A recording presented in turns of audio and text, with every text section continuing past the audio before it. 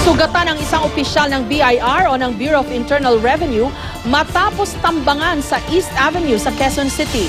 Inaalam pa ang posibleng motibo ng gunman. Pero tingin ni BIR Commissioner Kim Henares, walang kinalaman sa trabaho ng kanilang opisyal ang pamamaril. May report si Athena Imperial. Tadtad ng tama ng bala ang AUV ito matapos pagbabarili ng driver nito alas 12 ng madaling araw kanina.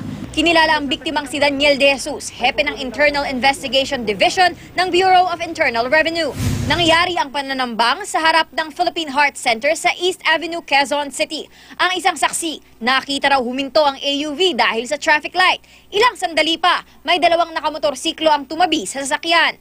Bumaba ang nakaangkas na lalaki sa motor, saka pinagbabaril ang biktima. Nakatakbo pa siya, may tama siya. Tapos tumaya-maya, itong sasakyan niya, pinano niya po, nag-U-turn siya. Nag-U-turn niya, nag-drive. Papunta niyo po, hindi ko alam saan po siya pumunta. Matapos ang insidente, mismong siya na ang binalikan ng mga suspect. Nakasuot daw sila ng helmet kaya di niya ito namukaan. Pumunta sa akin itong lalaki, sabi sa akin, huwag ka nang maingay sa ano, nakita mo ganun din yun. Babalikan kita. Unang isinugod ang biktima sa Philippine Heart Center saka inilipat sa East Avenue Medical Center. Ligtas na siya ngayon at maayos ang kondisyon. Patuloy ang investigasyon ng mga otoridad sa insidente.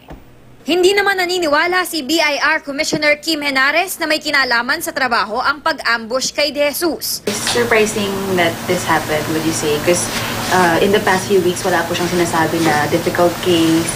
Wala ho. That's why it led me to believe that it can be a mistaken identity.